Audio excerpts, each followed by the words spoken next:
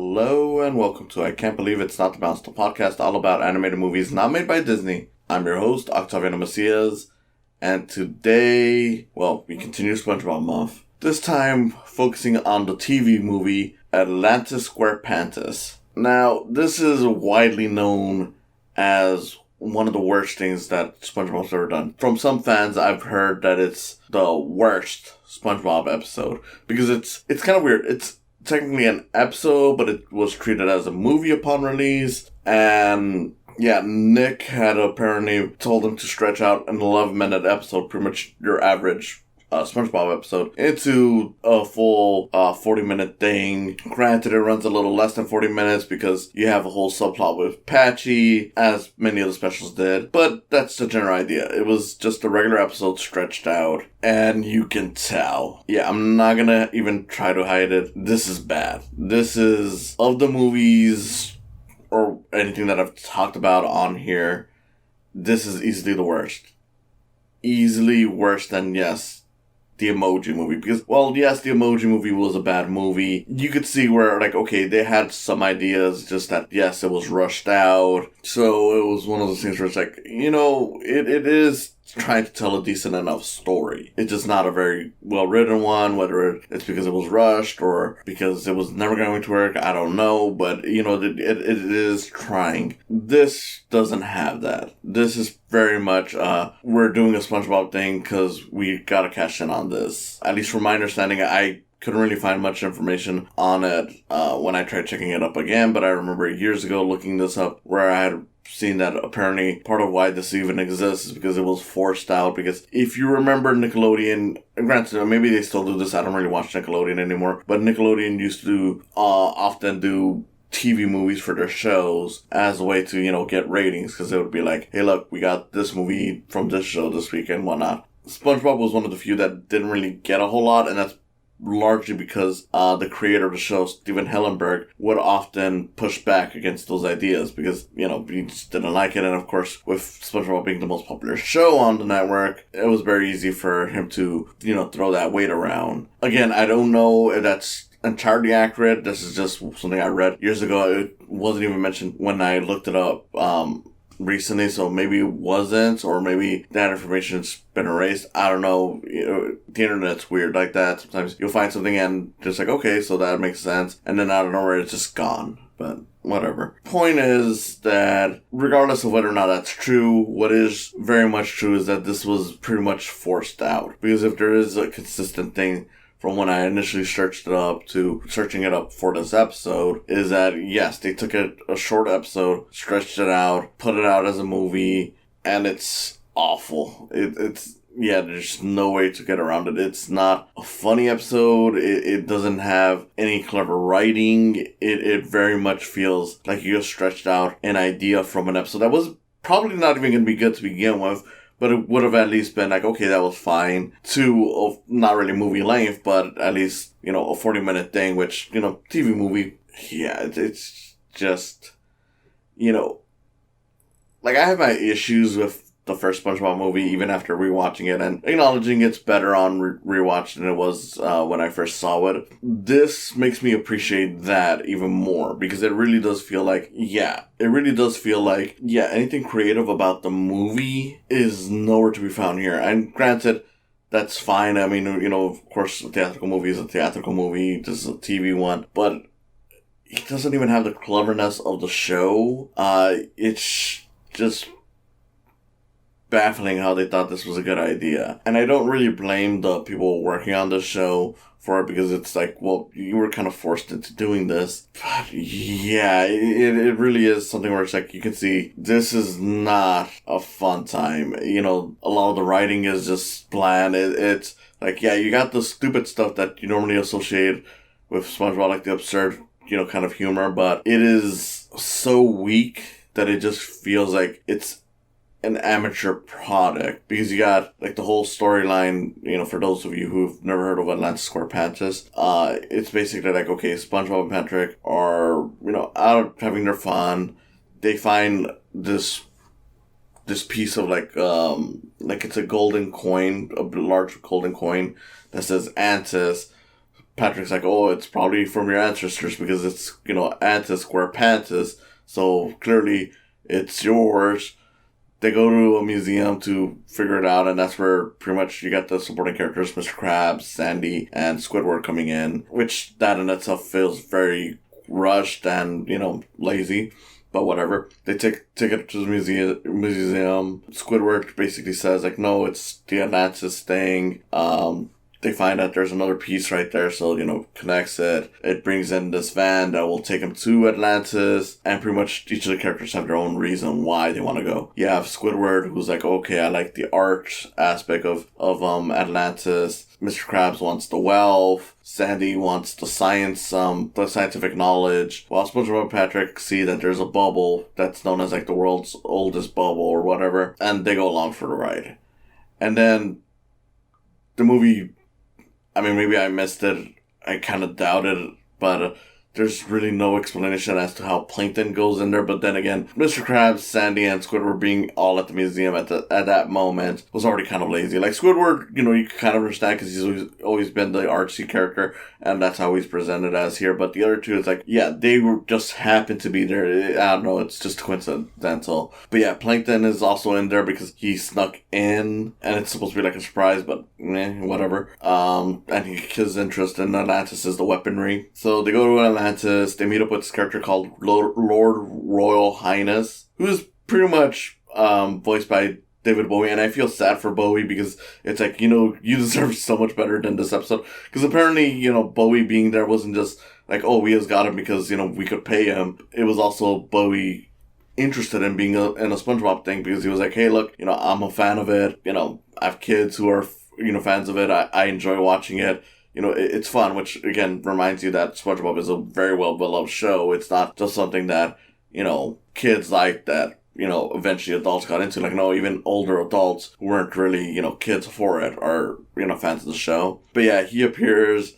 It's a great design and a great, voice for him. It's basically like... It almost looks like a Yellow Submarine character, like the Blue Meanie. So I'm like, okay, that's kind of a neat reference, but yeah, they do nothing interesting with it. Because from there on out, it's just basically like, okay, Lord Royal Highness, the David Bowie character, is just taking the characters around the tour in Atlantis. And it's kind of like, if you've ever seen Willy Wonka and the Chocolate Factory, it's kind of like that, where it's just, hey, let's, go into this one spot. This character gets, left behind on there. But unlike in Willy Wonka, it's not because they do something bad. It's just because they get so interested in that one thing that they stay behind to be right there. They go on. Eventually, SpongeBob and Patrick screw things up. Plankton almost destroys Atlantis, but that's quickly resolved. Everyone leaves.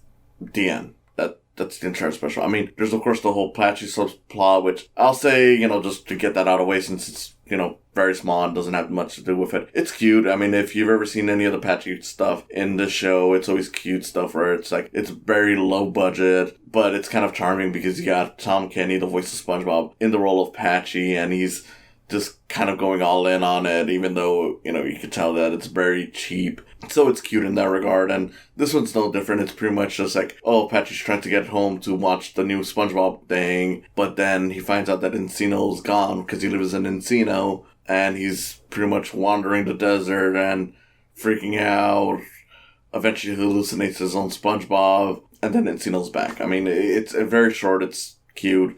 It's nothing that necessary to watch, but it's there, so why not? Especially because it's among the few laughs that you'll even be getting throughout this entire thing. Because, yeah, like I said before, Atlantis SquarePantis is not a very clever episode. It is very poorly written. Part of how they pad this thing out is by having musical numbers, and it's weird because aside from none of it being particularly funny or catchy, you can tell that this could have gone for anything because it's like you have like every time a character stops into a specific area, they have their own song. Like Plankton has a song for the weaponry, Squidward has a song about art.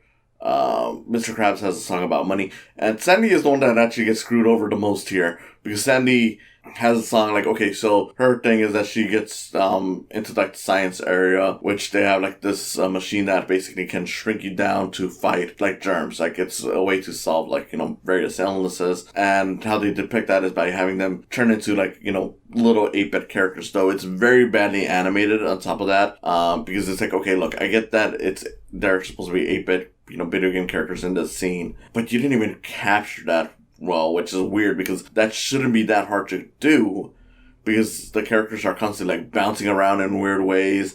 It's hard to understand what they're even doing. When they're talking, again, you can't even tell that they're talking outside of, of course, hearing their voices. But animation-wise, it's like, wait, they're supposed to be talking? Like, I get it. It's supposed to be, like, old tech. But at the same time, we've seen a bunch of old cartoons, old 8-bit stuff that, they can do that without losing that feel of it being 8-bit. Like, whether or not you enjoy their stuff, there's that channel on YouTube, Dorkly, where they do little 8-bit animations, and they look fine. I mean, even Disney eventually did this with like Wreck-It Ralph, and yeah, granted that's a theatrical movie, but at the same time, I don't think that should affect the way an 8-bit scene is animated. And yeah, this is just a horrible scene. I mean, that's all bad enough, but the fact that the musical number that Sandy gets is in here, and it's just her talking about how she's gonna save her friends from, like, the germs and whatnot. It's like, okay, but you're not even getting a song about your interests. It's more or less just what you're doing, and at that point, it's just, I don't know, that's bad. And of course, it's even more disappointing when you realize that David Bowie, the guy who does sing, doesn't get a musical number, so it's like, how do you botch that? I mean, it'd be like doing a musical featuring any one of the remaining Beatles and not getting them to do a song. It's like, why would you do that? That's disappointing. Just very dull. I mean, even how whole thing is solved, because basically Patrick and SpongeBob screw things up because they're like, okay, we're gonna see the oldest bubble. They see it. Patrick takes a picture of it, pops the bubble on accident because I guess the Flash pops it. So they're freaking out because it's like, oh, what are we gonna do? We're gonna, invite the wrath of, Atlantis and whatnot. Lord Royal Highness reveals like, oh no, it's okay. That's just a tourist bubble. We don't actually put the real thing out there because of, this kind of, occurrence.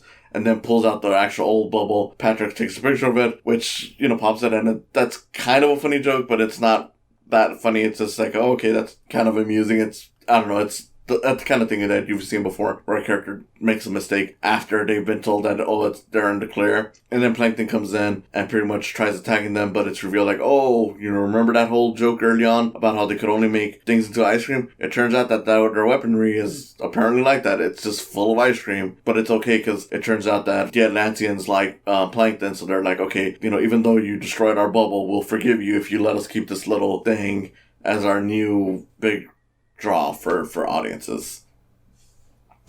Whatever. Again, it's just very rushed and not very well done. It's like, yeah, there was stupid stuff in the movie too, but how clever was it just to be like, okay, we're gonna solve this problem by having SpongeBob sing a rock version of Goofy Goober. Does it make sense? No, but whatever. You're already here. We're already an hour and a half in. We're gonna fucking do this song, and this is just like, oh, ice cream.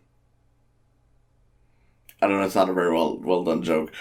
And that goes throughout the entire thing. It's just the laziest possible answers. Now that, we solved that mess, let's go home. And, the Atlanteans are like, oh, get rid of the coin that, brought him here because we don't want to deal with any other people like that if they're going to ruin our stuff. I was like, okay, that's fine, I guess. Actually, this is the one moment where it does get a little clever, where the movie ends with them going back home. And SpongeBob is, singing happily because he's like, okay, we had our fun, but we're going back home. So it's like, like a typical happy ending kind of song. But then you realize that everyone else, Patrick, Squidward, Sandy, and Mr. Krabs are all disappointed and sad and are voicing their disappointment as SpongeBob is singing this. And I'm like, okay, that was actually kind of funny as a way to close things off, but yeah, it's not enough to save it. And yeah, think about them singing it, that reminds me that there's the whole joke early on that like, oh, the van only works on a special kind of fuel song, so they have like this musical number about what they want so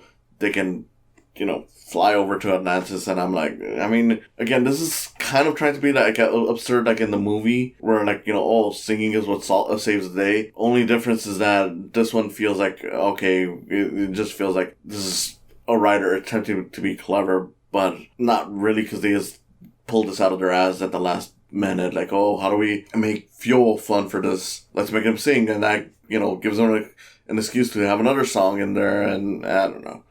It's not good. It's really, it's, like I said before, the worst thing I've reviewed for this show, because it just doesn't get the clever humor that makes this character and this show well beloved.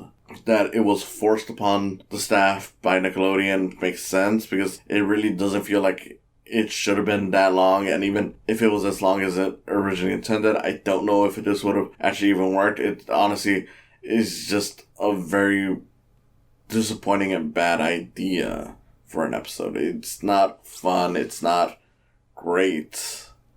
It's just kind of there. SpongeBob and friends find the key or, coin to Atlantis. They go to Atlantis. They see some things. They make some jokes. The end. Well, they go back home and then the end. But it's like, you have Mr. Krabs, of course, being the greedy one. And it's like, okay, we might do something clever here, but it's just him going after the money the way he normally does. Only it's a lot of it. So, of course, there's the song, and the song is pretty much just, I wish I had more pockets.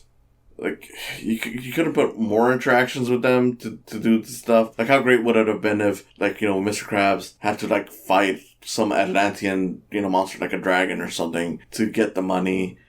Or, like in the case of Squidward, since he was doing the whole art thing, like, we could have explored more on him doing the art thing. Like, whether it was, people liking his art or people hating his art.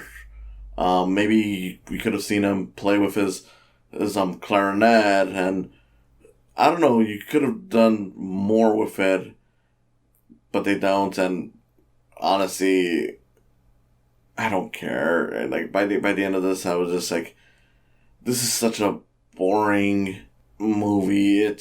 I could tell that it's a TV movie, that's definitely for sure, and yeah, it's just nothing special. Animation-wise, it's about on par as what it was at the time for TV animation, so it's not like it's anything bad, but it's nothing spectacular, of course, in comparison to theatrical features. The only part that really looks awful is just that whole 8-bit section, and not because it's 8-bit, but because they don't even recreate the whole 8-bit look all that well, so disappointing. Honestly, this was one that I had seen before years ago, but even then, this is the first time I've actually sat from beginning to end, if I'm completely honest, because all the previous times that I've seen this special, it was always in parts. Like, sometimes I would walk in right at the very end, sometimes at the middle, so, I mean, on that end, I was kind of hoping that it would improve watching it from beginning to end, because that was my main thing, is like, okay, this apparently has grown somewhat of a cult fan base. Even though most people generally it's the worst SpongeBob episode or movie, whatever. But I was hoping, like, okay, you know what? Maybe watching it with fresh eyes, watching it from beginning to end as you're supposed to, and not just in parts, because I was, dipping in and out from, I don't know, maybe it was homework. I don't know. It's been over a decade. I don't remember why I was not watching it from beginning to end like I'm supposed to. But point being that I was hoping it would be a smarter feature than initially expected, and from what I remember. But no, it's just as bad as I remember a lot of the humor, if not worse, now seeing it from beginning to end. And yeah, it's just, don't waste your time on this. I mean, if you have to watch it, it is, of course, available in Paramount Plus, or I'm assuming it's probably available in one of those season boxes. So, if you're getting anything, you'll probably get some special stuff along with it. But yeah, on its own, definitely the worst thing I've talked about on this show, and I am not interested in revisiting this one. So yeah, I'm glad that next time around I'll be doing Sponge Out of Water. Sponge Out of Water, now that one I truly did love upon the initial watch. So I'm hoping I get that same excitement rewatching it, and I'll be glad to get rid of this from my mind, because it's such a dumb waste of time. So with that, I say thank you for listening. This has been Octaviano Macias, host of I Can't Believe It's Not the Mouse. Again, thank you for listening, and I hope to see you next time. Well, kids, I'm a little busy right now, but...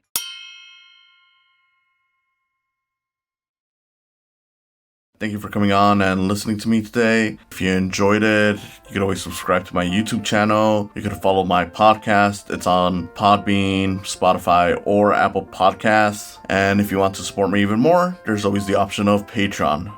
Patreon is a great way to support artists. And with that, you can always put in $1 or even more. It's all up to you, all just to help produce the show and other things I may do. Thank you again, and I hope to see you in the coming future.